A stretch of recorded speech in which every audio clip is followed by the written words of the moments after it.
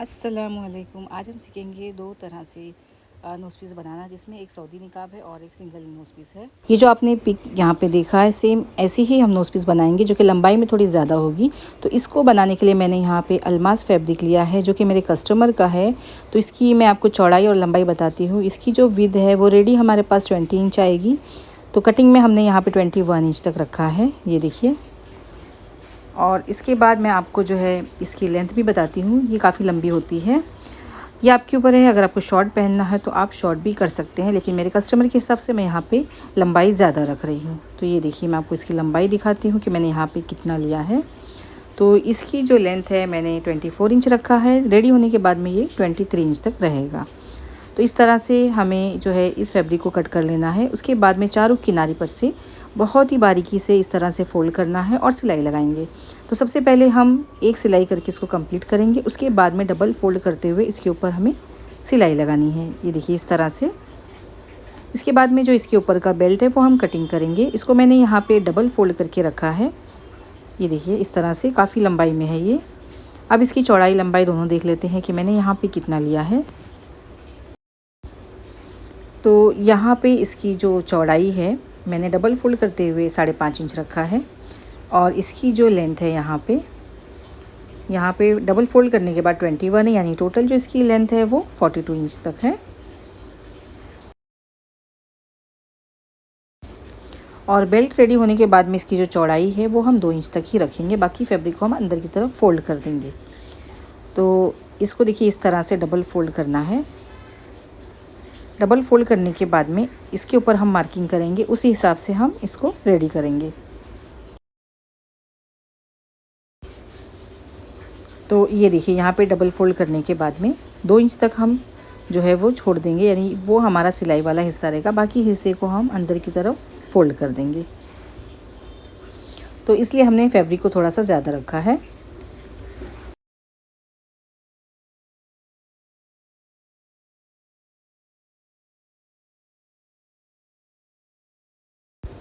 तो जो nose piece है सबसे पहले उसके ऊपर हम सिलाई लगाएंगे। ये देखिए, एक किनारे से हम यहाँ पे स्टार्ट करेंगे और एक तरफ सबसे पहले हम बहुत ही बारीक फ़ोल्ड करके सिंगल फ़ोल्ड किया है मैंने, एक सिलाई लगाएंगे। धागे को कट नहीं करेंगे।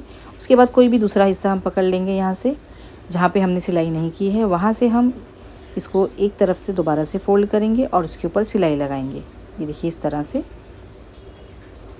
इसी तरीके से चारों कोने पे हमें अच्छे तरीके से सिलाई लगा देनी है। तो चारों तरफ जब हमारी सिलाई हो जाएगी उसके बाद में हम इसको डबल फ़ोल्ड करेंगे और इसके ऊपर सिलाई करेंगे। तो मैंने इसको कंप्लीट कर लिया है डबल सिलाई करते हुए। अब इसको यहाँ पे मैंने हाफ़ फ़ोल्ड किया है मार्किंग के लिए।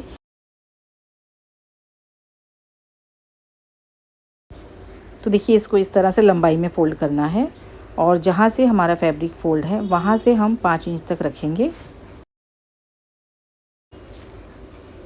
पीछे की तरफ भी हम निशान लगा देंगे, क्योंकि बीच वाला जो हिस्सा है उसको हमें ओपन रखना है। बाकी हिस्सा हमारा जो है वो स्ट्रिप के अंदर चला जाएगा। अब हम स्ट्रिप को यहाँ पे रेडी करेंगे। उसके लिए इसके ऊपर भी सबसे पहले हमें मार्किंग करनी होगी, उसके बाद में हम सिलाई लगाएंगे। तो हमारी जो स्ट्रिप है बिल्कुल सीधी रहेगी। तो इसको मैंने यहाँ पे दोबारा से हाफ़ फ़ोल्ड किया है और यहाँ पर भी हम 5 इंच पे निशान लगाएंगे। इसके बाद यहाँ चौड़ाई में हम 2 इंच पे निशान लगाएंगे इस तरह से। और इसके बाद में सेम यहाँ पे 2 इंच निशान लगाने के बाद में इसको सीधा कर देंगे। ये देखिए इस तरह से दोनों तरफ हमें सेम इसी तरीके से निशान लगाना है, क्योंकि जब हम इस पट्टी को खोलेंगे तो जो बीच वाला हमारा गैप है वो 10 इंच का आ रहा है। तो इसको हमें सिलाई करके बंद कर देना है। ये देखिए यहाँ पे।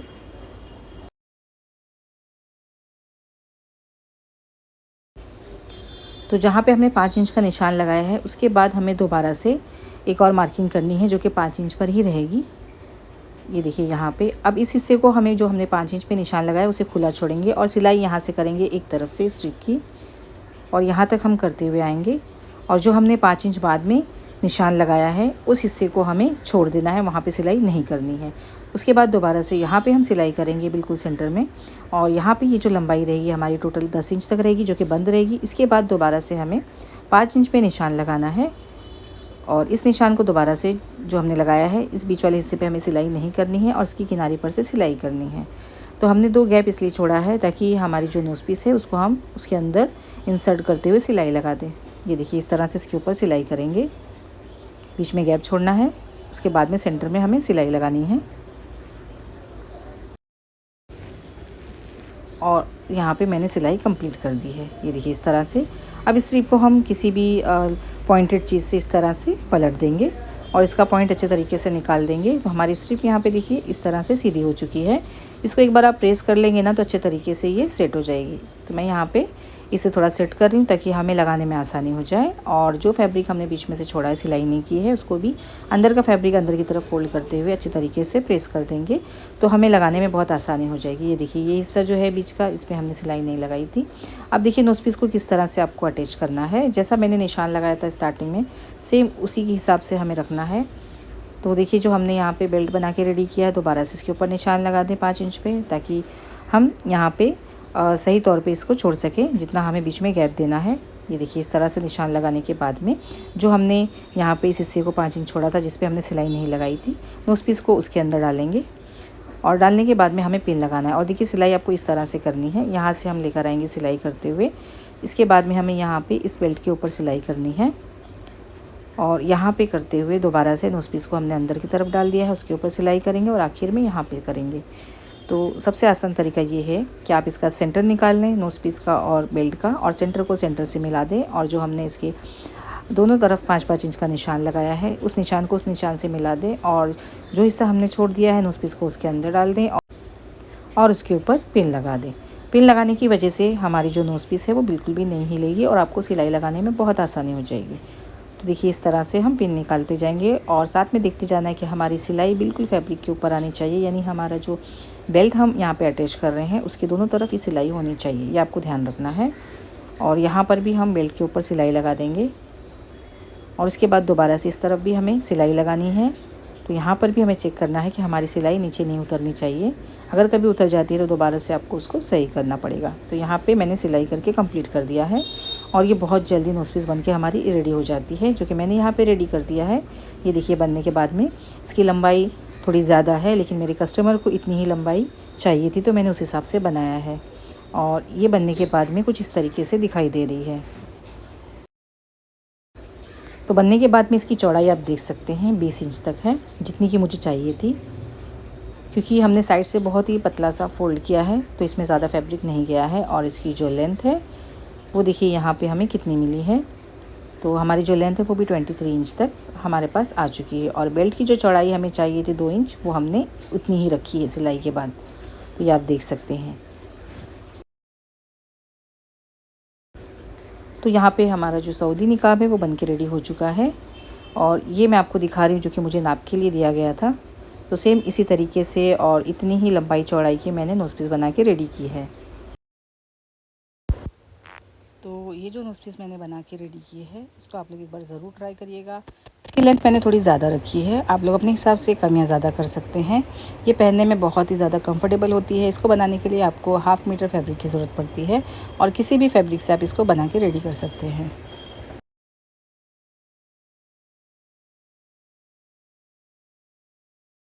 तो आज हम बनाने जा रहे हैं सिंगल नोज़ पीस, जो कि जॉर्जेट के फैब्रिक से बनाएंगे बहुत ही आसान तरीके से। तो यहाँ पे मैंने जॉर्जेट का दुपट्टा लिया है जो कि हमारे अबाया के साथ में आता है। तो ये देखिए इस तरह से ये पतला सा होता है, तो इसे हम डबल करते हुए बनाएंगे। इस तरह से देखिए मैंने फैब्रिक को यहाँ पे डबल करके रखा है, तो इसे हम इस तरह डबल करके रखेंगे। उसके बाद में मैं आपको इसकी चौड़ाई और लंबाई बताऊँगी कि कितना लेना है। तो ये मैं खुद अपने लिए बना रही हूँ क्योंकि इसकी जो नोज़ पीस होती है ना बहुत ज़्यादा कंफर्टेबल होती है और मैं शुरू से लगाती हूँ इसी तरीके से बना के, तो मुझे बहुत सही लगती है। तो देखिए यहाँ पे अब इसकी लंबाई लेंगे। तो लंबाई यहाँ पे मैंने मार्क कर दिया है। ये देखिए आपको मैं दिखाती हूँ, मैंने यहाँ पे 14 इंच रखा है। आप इससे लंबा या फिर छोटा भी कर सकते हैं। अब इसकी चौड़ाई हम लेंगे, तो यहाँ पे चौड़ाई भी हम मार्किंग कर देंगे इस तरीके से। ये देखिए मैंने यहाँ पे मार्क कर दिया है और इसकी चौड़ाई मैंने यहाँ पे 17 इंच रखा है। तो मैंने अपने हिसाब से यहाँ पे इसकी चौड़ाई लंबाई ली है, आप अपने हिसाब से इसे कर सकते हैं और एक्स्ट्रा जितना भी रहेगा उसे हम यहाँ पे कट करके अलग कर देंगे। यहाँ साइड से भी हम निकाल देंगे कट करके। ये देखिए इस तरीके से। तो मैंने दोनों तरफ से जो है एक्स्ट्रा जो फैब्रिक था उसे कट कर दिया है। तो एक पीस हमारी यहाँ पे रेडी हो चुकी है। अब साइड में जो ये फैब्रिक हमारे पास बचा हुआ था इससे हम स्ट्रिप बनाएंगे टाई करने के लिए। तो मेरे पास यहाँ पे जो स्ट्रिप है इस तरह से डबल फोल्ड करते हुए इस पर सिलाई लगाना है। तो मैं आपको इसकी चौड़ाई भी बता देती हूँ कितनी मैंने रखी है। तो यहाँ पे मैंने इसकी चौड़ाई 2 इंच तक रखी है। आप इससे थोड़ी कम भी कर सकते हैं। जितनी पतली आपको स्ट्रिप चाहिए उस हिसाब से आप इसकी कटिंग करें। उसके बाद में इस तरह से फ़ोल्ड करते हुए इसके ऊपर हम सिलाई लगाएंगे। ये देखिए, सबसे पहले हमें जो है दोनों स्ट्रिप बना के रेडी करनी है। तो मैं यहाँ पे एक लंबी सी स्ट्रिप बनाऊंगी और बाद में मैं उसकी कटिंग करूँगी। ये देखिए इस तरह से। और एक और तरीका है स्ट्रिप बनाने का, आप डायरेक्ट डबल फैब्रिक करके सिलाई करिए, उसके बाद में उसे टर्न करिए। सीधा करने के बाद उसके ऊपर दोबारा सिलाई लगाइए तो भी आपकी स्ट्रिप जो है वो रेडी हो जाएगी। तो इस तरह से मैंने एक लंबी स्ट्रिप बना के रेडी करी है। अब इसे यहाँ से बराबर करेंगे और बराबर करते हुए इसे हम 2 पीस में डिवाइड कर देंगे इस तरह से। ये देखिए, तो हमारे पास 2 स्ट्रिप यहाँ पे रेडी हो चुकी है। अब इसकी लंबाई मैं आपको बताऊंगी कि मैंने कितनी लंबाई इसकी रखी है। तो मैंने इसकी लंबाई जो है वो 14 इंच तक रखी है। इतनी जो है लेंथ इसके लिए काफ़ी हो जाती है। अब हम जो है इस नोज़ पीस को यहाँ से स्टिच करना स्टार्ट करेंगे। यहाँ पे जो फोल्डिंग वाला हिस्सा है आप देख सकते हैं, एक तरफ यहाँ पे खुला वाला हिस्सा है जो हमने डबल किया था। तो जो इसमें फोल्डिंग वाला हिस्सा है, यहाँ पर हमें जो है हमने जो स्ट्रिप बना के रेडी की है उसे अंदर की तरफ कर देना है। ये देखिए इस तरह से जितनी भी हमारी स्ट्रिप है इसे अंदर की तरफ कर देंगे और थोड़ा सा हिस्सा हम बाहर यहाँ पे ऐसे निकालेंगे। बिल्कुल सेंटर में इसे रखना है यहाँ पे इस तरह से, और यहीं से हम सिलाई लगाना स्टार्ट करेंगे। ये देखिए इस तरह।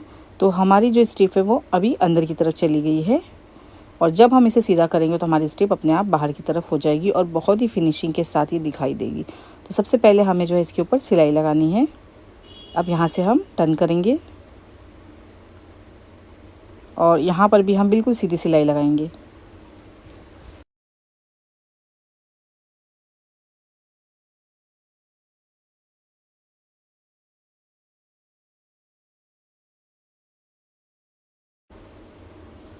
ये देखिए इस तरीके से।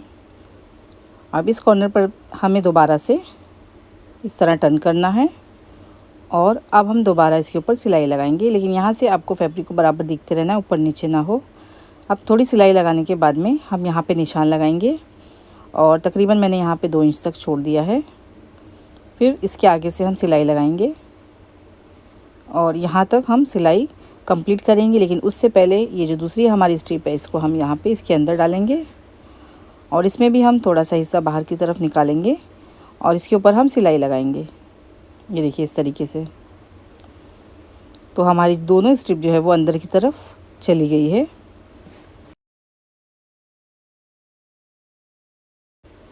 इस धागे को हम कट कर देंगे। यहाँ पे हमने सिलाई नहीं लगाई है। ये देखिए, यहाँ से हम बाद में इसे पलटेंगे, लेकिन सबसे पहले दोनों कॉर्नर्स को इस तरह से कट करेंगे ताकि जब हम इसे टर्न करें तो इसका कॉर्नर अच्छे तरीके से निकल जाए। अब ये जो हिस्सा खुला वाला है यहाँ से हम इसे टर्न करेंगे। बहुत ही आराम से और आसानी से नोज़ पीस जो है वो सीधी हो जाती है। ये देखिए, इसे बराबर करेंगे। अब इसके बाद में हम कोई भी नोकीली चीज़ से हमारा जो ये कॉर्नर वाला हिस्सा रहेगा इसको हम बाहर की तरफ निकालेंगे। ये देखिए, यहाँ से सबसे पहले मैंने इसे सीधा किया है। अब यहाँ पे सीज़र से हम इस कॉर्नर को बाहर कर देंगे इस तरह से। इसका जो पॉइंट है देखिए बहुत ही अच्छे से आ गया है बाहर की तरफ। तो दोनों कॉर्नर हम इस तरह निकाल देंगे। उसके बाद में आप चाहे तो इसे प्रेस कर सकते हैं। उसके बाद में एक और सिलाई इसके ऊपर लगाएंगे। तो यहाँ पे मैंने इसे सीधा किया है। ये देखिए इस तरह। ये हिस्से पे हमने बिल्कुल भी सिलाई नहीं लगाई, क्योंकि यहाँ पे जब सिलाई होती है ना तो जब हम नोज़ पीस लगाते हैं, बांधते हैं, तो थोड़ा सा हमें यहाँ पे चुभता है नाक की तरफ। अब यहाँ से हम सिलाई लगाना स्टार्ट करेंगे और जहाँ पे हमारी स्ट्रिप है यहाँ पे हम 2 से 3 सिलाई लगाएंगे, क्योंकि अगर यहाँ पे सिलाई हल्की होगी तो जब हम स्ट्रिप बार बार यूज़ करेंगे बांधने के लिए तो वो जो है सिलाई निकल भी जाती है, स्ट्रिप भी जो है वो निकल जाती है। इसीलिए वहाँ पे पक्की सिलाई करनी है। उसके बाद में फैब्रिक को बिल्कुल बराबर करते हुए इस तरह से बिल्कुल किनारी पर से सिलाई लगाएंगे। तो अभी मैंने प्रेस नहीं किया, लेकिन अगर इसे जो है हम सबसे पहले प्रेस कर दें उसके बाद में सिलाई लगाएं तो बहुत ज़्यादा आसानी हो जाती है। ये देखिए इस तरह से 3 तरफ हमें इसके ऊपर सिलाई लगानी है।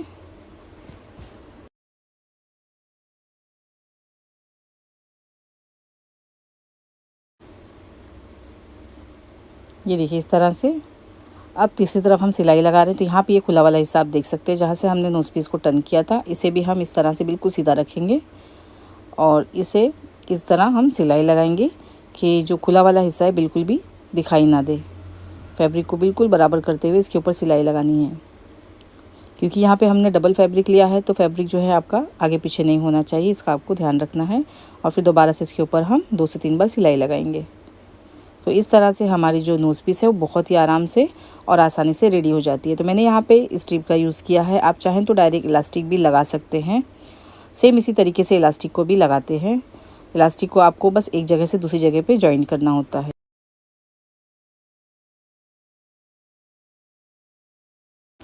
तो इस वक्त मैं आपको डमी पे नहीं बता रही हूँ, डायरेक्ट बता रही हूँ इस तरीके से कि आपको बस यहाँ पे नोज़ पीस को इस तरह से टाई करना होता है पीछे की तरफ। और मैंने जो चौड़ाई ज़्यादा रखी थी वो इसलिए आप देख सकते हैं कि पीछे की तरफ से भी थोड़ा सा मुझे यहाँ पे नोज़ पीस चौड़ी पसंद है। बहुत पतली रहती है तो कभी हम रास्ते में जाते हैं, हवा चलती है या फिर कभी ऐसा उड़ती है तो फेस दिखने का चांस होता है, इसलिए मैं थोड़ी सी अपनी नोज़ पीस को चौड़ा ही रखती हूँ। और यहाँ से मैंने सिलाई नहीं लगाई, जो ऊपर वाला हिस्सा है और ये नीचे का हिस्सा आप देख सकते हैं, यहाँ से हमारा जो सारा जॉइंट था।